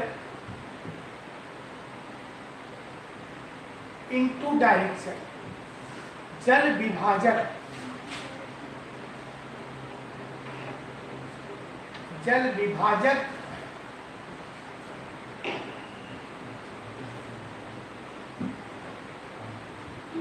किसको बोलते हैं? जल विभाजक बोलिए। जो दो अलग अलग दिशा में नदी को जाने के लिए डिफ्लेक्ट कर देती, जैसे ये पर्वत है, इसका इधर से एक नदी बह रही है और एक नदी इधर से बह रही है, तो इसको क्या बोलेंगे? Water divide. अगर ये माउंटेन ऐसे कट करके इधर आ गई तो फिर ये वाटर डिवाइड नहीं बोला जाए। सो वेस्टर्न जो घाट है, it works like a water dividing. ठीक है, नेक्स्ट लिखिए आप।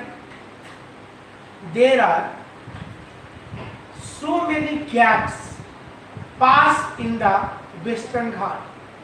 पश्चिमी घाट पर्वत पर सो मैनी गैप, पश्चिमी घाट पर्वत पर कई दर्रे, so many gaps in the mountain. पहला लिखिए, एग्जाम में जो आता है, पहला लिखिए Shencottah gap, Shencottah gap.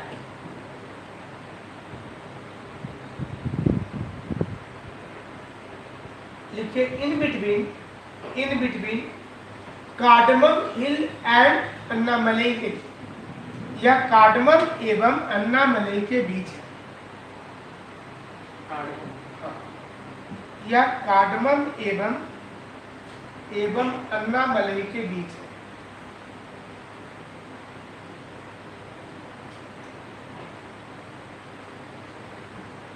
Cardamom और अन्नामलई दोनों के बीच है।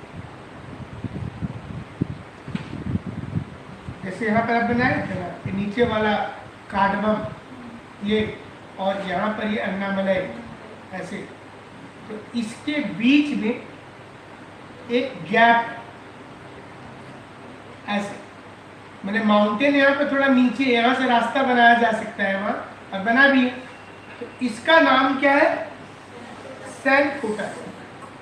अभी कभी देखिए एग्जाम में कैसे क्वेश्चन देता है, यही क्वेश्चन आईएएस में कैसे देता है, वो दे देगा कि एक व्यक्ति को यहाँ का कोई शहर दे देगा ना, कोचीन, एक व्यक्ति को कोचीन से चेन्नई जाना है, तो वह किस पास से होकर के जाएगा? तो जाहिर सी चीज है कि यहाँ के पास से तो नहीं जाएगा वो, तो वो ज़्यादा डिस्टेंस हो जाएगा ऊपर, इसलिए वो सैंड कोटा से जाएगा यहाँ से। ऐसे क्वेश्चन यूपीएससी में जो है, स्टेट कमीशन में क्या होगा? वो डायरेक्ट क्वेश्चन देगा, सैंड कोटा पास का चीज एक ही होता है। और स्टेट कमीशन में स्टेट फॉरवर्ड क्वेश्चन से, खास करके आप किसी राज्य का परीक्षा लिखिएगा। लेकिन झारखंड में क्या है कि झारखंड का सिलेबस यूपीएससी के सिलेबस से कम 100 गुना ज्यादा कठिन है, 100 टाइम्स। यूपीएससी का सिलेबस कम है, झारखंड का सिलेबस इतना खतरनाक बनाया है, पता बनाने वाला है तो पागल होगा, या उसको कोई मतलब नहीं होगा पढ़ाई से। होता है ना कि आपको कोई बोला कि क्वेश्चन लिख के लाओ, कहीं से छाप के लेके आए, आप आईएएस का सिलेबस रख दीजिए सामने, और उसके बगल में जेपीएससी का जेरोस कराइए रखिए। आप देखिएगा जेपीएससी का सिलेबस आईएएस का इतना ही है, इसका ज्यादा पढ़ना नहीं है। लेकिन यूपीएससी का जो पढ़ना बहुत ज्यादा दिमाग लगाना। जेपीएससी में पूछेगा सीधा क्वेश्चन चाहे भी, लेकिन अननेसेसरी का सिलेबस दुनिया भर का। तो अब आपको डर तो लगेगा ना, ये भी आ सकता, वो भी आ सकता, ये भी हो सकता, तो आप तो फंस न जाइएगा। यही है समस्या जेपीएससी में। आप अगर जेपीएससी की पढ़ाई कर रहे हैं तो आपका भविष्य में उत्तर प्रदेश भी क्वालिफाई कर सकते हैं, मध्य प्रदेश कर सकते हैं, छत्तीसगढ़ कर सकते हैं, बिहार कर सकते हैं, आईएएस कर सकते हैं, आप धरती का कोई भी परीक्षा निकाल सकते हैं। अब जेपीएससी सुनने से क्या लगता है कि राज्य का है, आईएएस सुनने से बड़ा लगता है, लेकिन सिलेबस का मामले में उल्टा है। कोई चैप्टर हम तो देखते हैं आईएएस का इतना छोटा सिलेबस है, लेकिन वही कि आईएएस में चाहिए ब्रेन जबरदस्त, शार्पनेस होना चाहिए, आपके पास थिंकिंग पावर होना चाहिए। मैंने यूपीएससी में जैसे रटंत विद्या नहीं है, आपको एनालिसिस कुछ डायरेक्ट पूछेगा ही नहीं, वो इसी क्वेश्चंस को ऐसे 4-5 दे देगा, उत्तर से दक्षिण से जाइए वो दे दी, उसका फेवरेट क्वेश्चन रहता है यूपीएससी, पूरब से पश्चिम से जाइए। तो पहला Shencottah pass in between cardamom and Anamalai. दूसरा लिखिए पाल घाट, इसका नाम सुने होंगे। घाट जब बोलेंगे ना, घाट इसका मतलब होता है सीढ़ी जैसा पर्वत, ऐसा पर्वत जब होगा ना माउंटेन तो उसको घाट बोलते, सो वेस्टर्न घाट।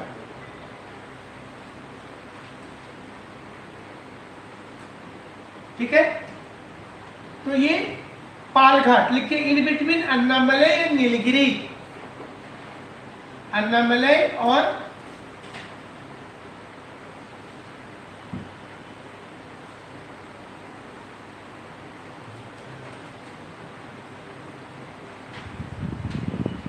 अन्नामलाई और नीलगिरी के बीच में पाल घाट।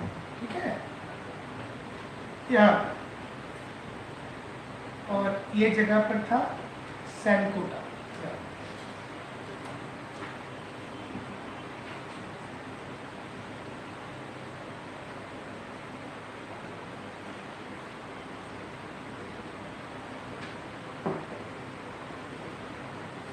तीसरा लिखिए बॉम्बे से नासिक थाल घाट, बॉम्बे से नासिक के बीच हरिश्चंद्र माउंटेन में ये, उसका नाम है थाल घाट।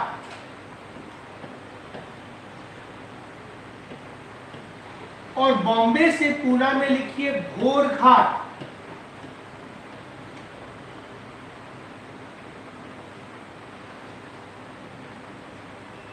बॉम्बे से पूना में घोर घाट, थाल घाट एंड घोर घाट।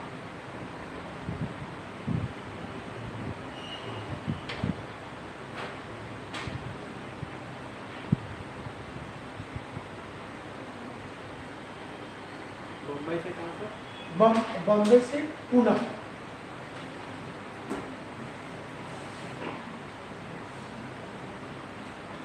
तो इतना पश्चिमी घाट में आप लोगों को करना है।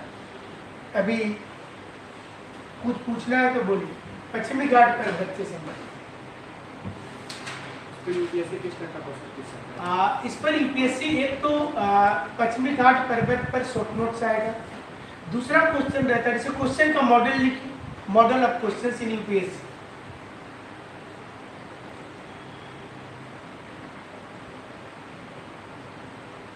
लिखिए कि which of the following fact is wrong about western Ghat, पश्चिमी घाट के बारे दिए गए निम्नलिखित में से कौन गलत है।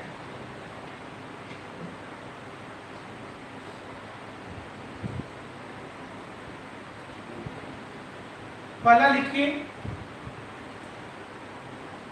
This mountain has form in Palaeozoic era, यह पर्वत पैलियोजोइक काल में बना है। पहला ये फैक्ट दे रहे, पैलियोजोइक में बना है, this mountain formed during Palaeozoic era. दूसरा लिखिए second point, this mountain work as a water divide, यह पर्वत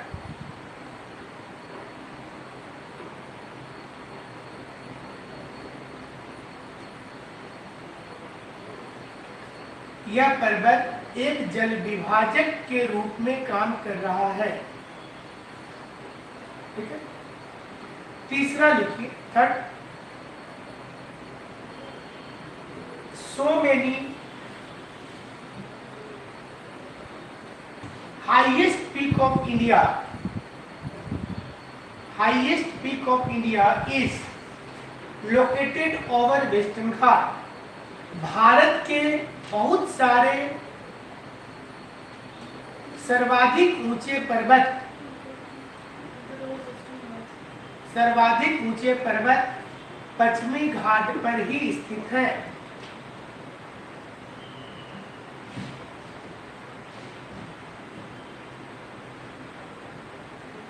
नेक्स्ट ऑप्शन लिखिए।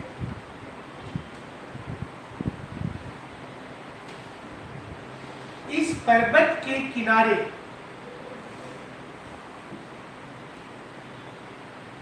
केरल में मालाबार तट स्थित है। Along this mountain in Kerala, Malabar coast is located.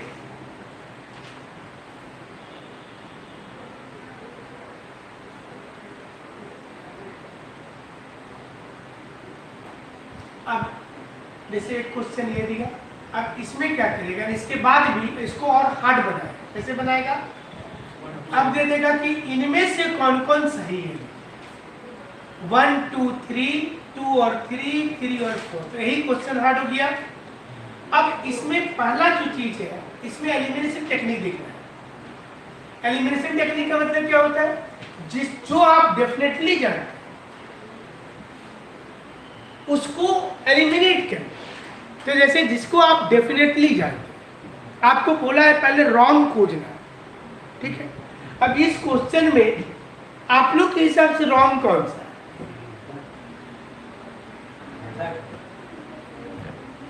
बोले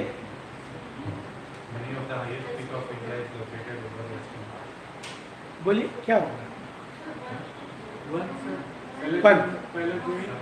देखिए 1 तो आप जानते नहीं है, पढ़े नहीं, लेकिन अब ये सोचिए कि इसमें ऐसा लाइन, इसमें बोला गलत खोजिए, ठीक है।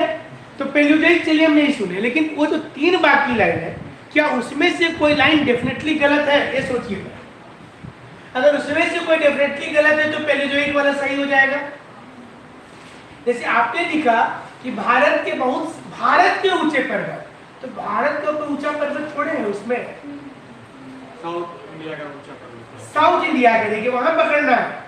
भारत का ऊंचा पर्वत तो कंचनजंगा है, K2 है, नंदा देवी है, नंदा कोट है, दुनिया भर का है, वो सब 8000 मीटर वाला है। तो अगर आप भारत का ऊंचा, मतलब ऐसा क्वेश्चन से पूरा पढ़ लीजिएगा तो समझ में आएगा, 2 और 4 सही है ना। तो अगर जब समझ में आया कि वो वाला एग्जैक्ट हमको कि वो गलत निकल गया, तो और ये अगर उसमें से एक चुनना है गलती, तो एक अगर वो गलत निकल गया तो इसका मतलब क्या हुआ? ये वाला सही हो गया। तो आपको एक नया इंफॉर्मेशन मिला। यूपीएससी का क्वेश्चन बैंक जब देखिएगा ना, तो आपको उसमें खाली आंसर नहीं देखा जाता, आपको उसमें आंसर समझना है कि नया जानकारी देता है। और यूपीएससी क्या करती है कि इस साल, जैसे कि अभी आपको एक नया जानकारी इसमें क्या मिला कि वेस्टर्न घाट पर्वत कब बना था, ये नया जानकारी मिला। अब देखिए ये जानकारी किसने दी? यूपीएससी ने तो क्वेश्चन में दे दिया। 2024 में जब पीटी होगा, अब वो क्या किया, यही ऑप्शन को बना दिया क्वेश्चन। निम्नलिखित में से कौन सा पर्वत पेलुजोइक काल में बना है? पहला हिमालय, दूसरा वेस्टर्न घाट, तीसरा ईस्टर्न घाट, चौथा राजमहल। सेम चीज को कर दिया फिर से क्वेश्चन। इसलिए यूपीएससी में जब आप पढ़ाई करते हैं तो उसके हर ऑप्शंस पर एनालिसिस सीखना है। बात समझे कैसे पढ़ना है घर में? आप ऐसे रटत विद्या में रहिएगा तो यूपीएससी असंभव है। और ये बहुत ईजी है अगर आप इसके फॉर्मूला को ट्रिक समझ। आप एक बार अगर ट्रिक समझ ले तो पूछ कैसे रहा है तो आपको हो गया, निकाल दीजिएगा, एक ही बार में निकल जाएगा। और जो यूपीएससी निकालने जाएंगे वो आंख बंद करके यूपीएससी निकाल देगा। यूपीएससी का पीटी पास करने वाला अगर आप कर गए, जेपीएससी का मेंस में आपको कोई नहीं मिलेगा, पीटी छोड़। क्योंकि यूपीएससी में सोचिए कि 100 में 100 क्वेश्चन में आपको 45 से ना बनाना है पास करने के लिए, और जेपीएससी में 100 क्वेश्चन में आपको 80 बनाना, 70 बनाना। जेपीएससी का क्वेश्चन स्ट्रेट है। जैसे WWE में जैसे खली खेलता है, तो द ग्रेट खली को आप बोलिएगा कि यहाँ पर आकर के इससे क्लास से लड़ना है, तो उसको सोचने की जरूरत है।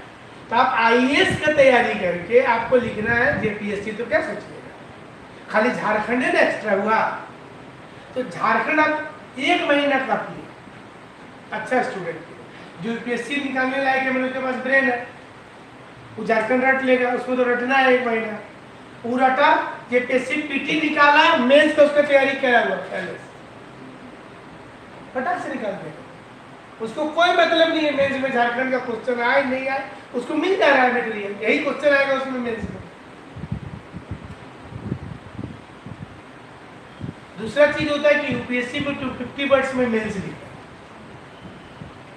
हर क्वेश्चन 250 वर्ड्स या 150 वर्ड्स में देता है। जेपीएससी में क्या है कि 3 को क्वेश्चन बड़ा बड़ा लिखना है, 32 नंबर 600 वर्ड,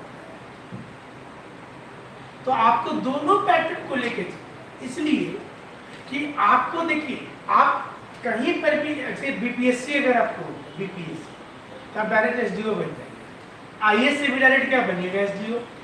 तो सोचिए कोई आदमी स्टेट कमीशन निकाल करके आप आईएएस में क्वालिफाई करते हैं, रैंक खराब आ जाता है तो आपको पोस्टिंग हो जाएगा केरल में, लेकिन बीपीएससी निकालिएगा तो बिहार में रहिएगा एसडीओ बन करके, और एसडीओ आईएएस का रैंक हो गया ना। अगर उसमें बीपीएससी में रैंक अच्छा आया तो शुरू का 20 बच्चा को एसडीओ बनाता है, हिमाचल प्रदेश में डायरेक्ट एसडीओ का पहला, तो आपके लिए मौका तो सब जगह ना मिला है। जब आप अच्छा तैयारी, इंडिया टीम में अच्छा प्लेयर है तो ऑस्ट्रेलिया से भी खेल रहा है, इंग्लैंड से भी खेल रहा है, आईपीएल भी खेल रहा है, सब में जो अच्छा कर रहा है सब में कर रहा है।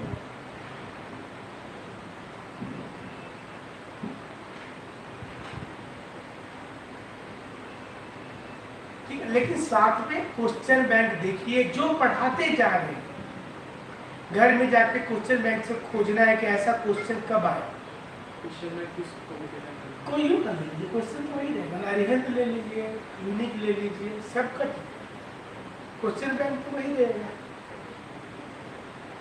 उसमें क्वेश्चंस आपको मिलेगा तो आपको आइडिया मिलेगा और भटकिएगा नहीं। सबसे बड़ा चीज देखिए, तैयारी के समय स्टूडेंट भटक जाता है, वो भटकना नहीं, आप क्वेश्चन बैंक रखिएगा तो आपको लगेगा अच्छा ऐसे पूछा है, हम इसी तो आप जब पढ़ाई कीजिएगा आपके दिमाग में क्वेश्चन स्ट्राइक कर ऐसे तो उसको लेके चलिएगा तो जल्दी पास करिए। और वही कि बहुत दिन तक अगर तैयारी करना है 5 साल 6 साल तो आराम से पढ़ते रहेगा, फिर किताब ज्यादा किताबों नहीं खरीदना, सिर्फ मेमोरी में आपका रहे और 15 दिन के बाद 1 सप्ताह के बाद डेली टेस्ट लेंगे आप, उसमें आप अच्छा कर रहे हैं, पता चल जाएगा कि लेवल क्या है, मेमोरी में कितना है। पढ़ता तो सब है, भारत में अकेले दिल्ली में 10 लाख स्टूडेंट होगा, पूरे भारत का जोड़ दीजिएगा तो 40 लाख बच्चा तैयारी कर रहा है, परीक्षा लिखे 10 लाख, हर शहर में रांची में 50,000 बच्चा तो तैयारी कर रहा होगा, घर में पढ़े, यहाँ पढ़े, लाइब्रेरी में पढ़े, कहीं पढ़ रहा हो, इलाहाबाद में कर रहा है, पटना में कर रहा है, तो ऐसे कितने शहर है सोचिए देश में। अब आपको उसमें टॉप 1000 में आना है, इसलिए आपका सोचने का तरीका, एनालिसिस करने का तरीका एकदम चेंज होना चाहिए। और सबसे बड़ा चीज 99% आदमी आपको डिमोटिवेट करे क्योंकि वो अनसक्सेस है। ज्यादा आदमी शेयर बाजार में डूबने वाला तो हमेशा होएगा, आप कमाने वाला से तो मिले नहीं है। तो जो आदमी 15 दिन पढ़ करके 6 महीना पढ़ के 1 साल पढ़ करके क्वालिफाई कर, वो टीम से तो आप ही ना मिलेगा, जो वो तो पास से तो ऑफिसर बन के चल गया, तो जो बचा कुचा लोग वो कौन है? जो 15 साल से पढ़ रहा क्वालिफाई नहीं था, वही ना बच गया बाजार में। वो लोग घूम रहा पागल जैसे इधर उधर, तो आप उससे मिलते हैं, आप उससे पूछते हैं अच्छा भैया आईएएस करने के लिए क्या करना चाहिए, वो अपना, वो तो कभी पास किया, अभी वो बता 1700 किताब खरीदना चाहिए, किताब दुकान भी खोलना चाहिए, ये नोट्स मंगाना चाहिए, वो करना चाहिए, वो सब कुछ वो किया, वो नहीं बना। फिर बोल दिया कि हम तो 24 घंटा पढ़ते थे। अब आपको डाउट ये हो गया 24 घंटे भी पढ़ता था, सोते ही नहीं था, इसको नहीं हुआ हमको, कैसे हम 3 घंटा पढ़ते। लेकिन आप ऐसे लोगों से मिलिएगा जो 2 घंटा पढ़ के क्वालिफाई किया, लेकिन वो कैसे मिलेगा? तो आपको थोड़ा मेहनत करना है। कहीं जिस शहर में भी रहते हैं वहाँ DC, SP, DSP जो है उनसे मिलिए, और बहुत कोऑपरेटिव होते हैं ऑफिसर्स। आप जाइए, बोलिएगा सर हम तो खाली गाइडलाइन लेने आए, तो एकदम बताएंगे। वैसे एक दो तो ईगो वाला होता है, लेकिन 90% ऑफिसर्स जो होते हैं ना कोऑपरेटिव, वो आपको बताएंगे।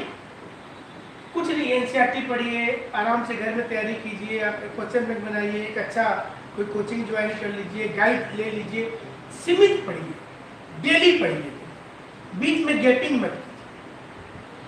आप SP से मिलिए, IAS से मिलिए, यही चीज सबको ही बताए, तो वो जब बोलेंगे ना तो आपको मोटिवेशन मिलेगा। आपको लगेगा नहीं वो तो ऑफिसर थे, पिछला साल क्वालिफाई किए, कितना अच्छा चीज। तो वो कोशिश हमेशा करना, पॉजिटिव सोचना कि हमारा क्यों नहीं, जिसका हो रहा है वो क्या विशेष है। सबको एक ही किताब, लेकिन सबका पढ़ने का तरीका और याद करने का तरीका सिर्फ अंतर है, बस नहीं। तो आप अपनी मेमोरी बढ़ाएं। वीवो का फोन 10,000 में मिल रहा है, एप्पल का 1.5 लाख में मिल रहा है, तो दोनों का मेमोरी। सैमसंग का एक फोन 1.5 लाख का भी आता है और सैमसंग में 10,000 का भी। एक ही कंपनी का, अंतर क्या है? उसकी ब्रेन, अंतर उसका ब्रेन का, वो कितना क्विक काम करता है, कितना कम हैंग करता है, कितना स्टोरेज रखा है। तो आपका ब्रेन का ताकत है, आपको उसको यूज करना है। तो आप यूज कैसे करेंगे? जैसे आपके मैसेज में उल्टा पुल्टा मैसेज आके मैसेज बॉक्स जाना, तो अब जब मेमोरी फुल हो गया तो नया चीज तो नहीं घुसेगा उसमें। उसी प्रकार से आप गलत सलत लोगों से मिलकर के अपना मेमोरी फुल करें, तो मेमोरी तो फुल, उल्टा पुल्टा चीज पढ़ ले।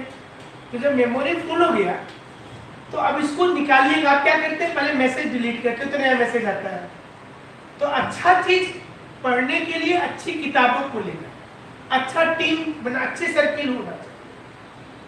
आप 2-3 चीज करें क्लास में, जैसे क्लास के बाद भी बैठ करके पढ़ें, आपस में डिस्कशंस करें, और इररिलेवेंट। अगर डिस्कशन में मान लीजिए अब ये कहाँ से खरीदाया था, ये भी बोलिएगा जीके का क्वेश्चन है, ये पलाई का मालिक कौन था। अब उल्टा पुल्टा करिएगा तो मैसेज बॉक्स क्या जाम हो जाएगा। इसको खाली रखना है हमेशा, कि नया चीज जो क्वेश्चन वाला आएगा उसको। हमने आपको बताया पेलिजोई कह रहा, तो आप क्लास के बाद में पेलिजोई खोल करके नेट में देख सकते हैं। भारत में इस काल में क्या कि आपको पॉजिटिव करना है, तो और जब हम टेस्ट लेंगे तो पता चल जाएगा आपका। और 1 बार 2 बार नंबर कम आता, 5 बार कम आता, 10 बार कम आता, एकदम नहीं घबराएगा। ये समझना है कि हम सीखने आए हैं, लेकिन मेहनत नहीं करेंगे तो सीखेंगे। तो मेहनत करते रहें, ठीक है। कुछ पूछना है इसमें तो बताइए, अभी जो बताएं।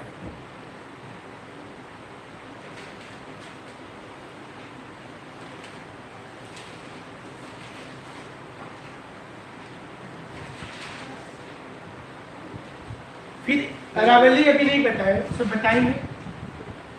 अरावली पर्वत डिटेल्स में बताएंगे, विंध्याचल सब बताएंगे, फिर खाली वेस्टर्न घाट पे देखिए। ये सब किस बुक में मिल जाएगा सर? NCERT ऐसे तो कोई क्लास का किताब हमको तो नहीं याद है किस क्लास में मिलेगा, बट NCERT रहता है। और हमको लगता है कि किताब की आप लोगों को जरूरत नहीं है, आप सिर्फ सोर्स, हमने जो इंफॉर्मेशन दिया सिर्फ उसको याद करें।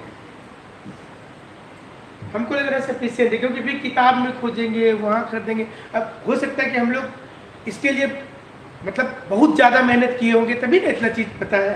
जैसे कि लाइब्रेरी में गया, इसको क्लिक किया और समझने की कोशिश की। नो नीड, जरूरत ही नहीं है ना, फिर वही चीज़ होगा, बिखर जाएगा। अभी तो पहला चैप्टर चल रहा है ना, जैसे ही आगे बढ़ेगा UPSC में एकदम यही चीज़ होता है। आपको सोचिए यहाँ इतना चीज़ चाहिए, तो वो याद रखना प्रॉब्लम है UPSC। पहला दिन याद रहेगा। ये भी बोला जाता है कि IAS की तैयारी में पहला दिन जब तैयारी कर रहे हैं तो 1 मंथ तक आप IAS टॉपर हैं। 1 मंथ तक जो लोग इस साल टॉप कर गया ना, इसी तक किसी और उसको आज हरा दीजिएगा। आप आज उससे क्वेश्चन पूछिए, वो कुछ नहीं सकेगी बताने, क्योंकि वो भूल गई। हाँ, लेकिन इसमें बोला जाता अंतिम दिन वो आगे निकल जाएगी, क्योंकि जब आप उतना पढ़ लीजिएगा तो आप सारा चीज मिल जाएगा।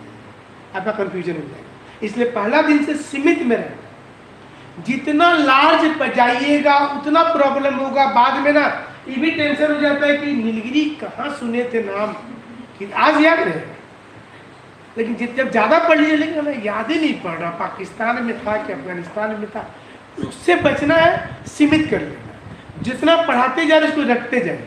आप देखिएगा 1 महीने के बाद वो टेंशन से फ्री हो जाए। ठीक।